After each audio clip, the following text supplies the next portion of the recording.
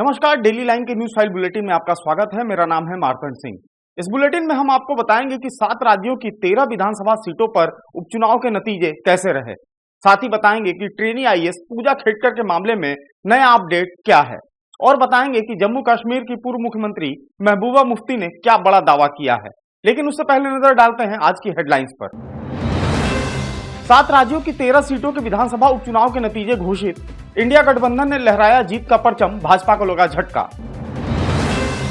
जम्मू कश्मीर के एलजी की बड़ी शक्तियां, अब प्रशासनिक मामलों में मंजूरी लेना जरूरी। जम्मू कश्मीर पुनर्गठन अधिनियम 2019 में किया गया संशोधन। जम्मू कश्मीर की पूर्व मुख्यमंत्री महबूबा मुफ्ती का बड़ा दावा। शहीद दिवस के दिन घर में नजरबंद किए जाने की कही बात, अपने घर के गेट पर लगे ताले की तस्वीर शेयर की। आरोपों से घिरी ट्रेनी आईएएस पूजा खेड़कर के पेरेंट्स समेत 7 पर एफआईआर। बंदूक दिखाकर मां का किसानों को धमकाने का वीडियो हुआ था वायरल। नीट मामले में सुप्रीम कोर्ट रजिस्ट्री ने स्वीकार किया सीबीआई का हलफनामा। सीबीआई ने देरी से जमा की थी रिपोर्ट। अब करते हैं खबरों की चर्चा विस्तार से। पहली खबर की अगर बात करें तो 7 राज्यों की 13 सीटों पर हुए विधानसभा उपचुनाव के नतीजे आज घोषित हो गए हैं, जहां एक बार फिर से भाजपा को तगड़ा झटका लगा है। आपको बता दें, मध्य प्रदेश, बिहार, पंजाब की एक सीट, पश्चिम बंगाल की 4, हिमाचल प्रदेश की 3 और उत्तराखंड की 2 सीटों पर मतदान हुआ था, जिसमें कुल 13 सीटों में से सिर्फ 2 सीटें ही भाजपा के खाते में आई हैं। इस उपचुनाव में एक बार फिर से इंडिया ने जीत का परचम लहराया है। आपको बता दें, 13 सीटों में से कांग्रेस ने 4, टीएमसी ने 4, भाजपा ने 2, आप और डीएमके और निर्दलीयों ने एक सीटें जीत ली हैं।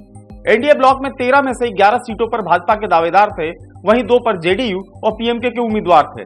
दूसरी ओर इंडिया ब्लॉक में 13 में से कांग्रेस 9, आरजेडी 1, सीपीआईएम 2 और डीएमके ने 1 सीट पर चुनाव लड़ा था, जिसमें से इस बार 4 पर कांग्रेस ने जीत दर्ज कर ली है।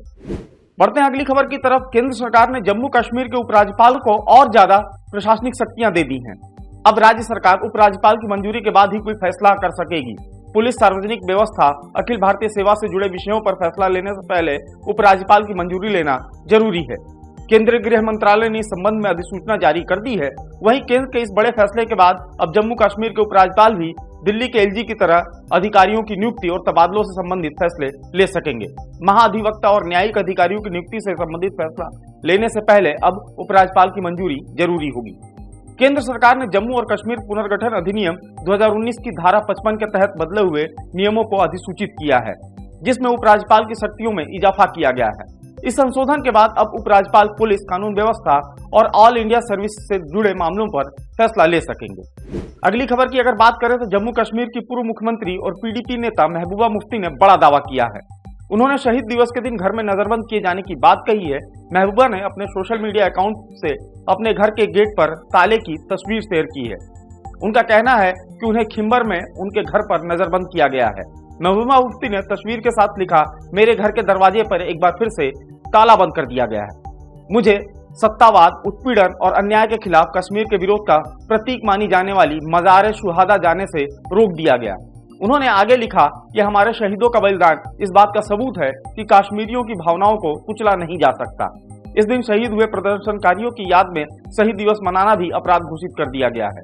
महबूबा के अलावा पूर्व मुख्यमंत्री उमर अब्दुल्ला ने भी शहीद दिवस मनाने पर लगी रोक को प्रशासन की जाति बताया है। अगली खबर की बात करें तो पुणे की ट्रेनिंग आईएएस अधिकारी पूजा खेड़कर की मां समेत 7 लोगों पर आज एफआईआर की गई है। आपको बता दें, पूजा खेड़कर की मां का एक वीडियो वायरल हुआ था, जिसमें वो पिस्तौल लहराते हुए किसानों को धमकाती नजर आ रही हैं।